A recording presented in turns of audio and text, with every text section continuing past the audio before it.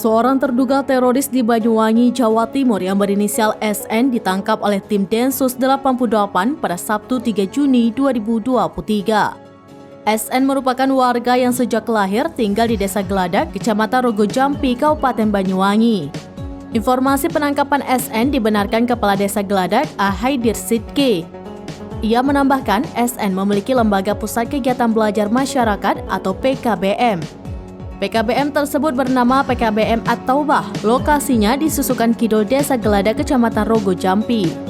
PKBM itu memiliki beberapa kegiatan, antara lain pendidikan anak usia dini atau PAUD, program paket A, B, dan C, serta life skill. Selain itu, SN juga dikenal sebagai seorang pengacara. Ia pernah mendampingi korban kekerasan seksual pada tahun 2022. Oleh warga sekitar, SN juga dikenal sebagai warga yang baik. Ia rutin bersosialisasi dengan warga sekitar.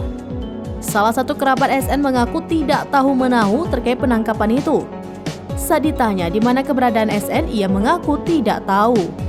Beberapa warga yang tinggal di sekitar lokasi tempat tinggal SN juga mengaku tidak tahu terkait informasi penangkapan SN. Mereka mengaku tidak mendapat kabar apapun, termasuk perangkat rukun tetangga atau RT.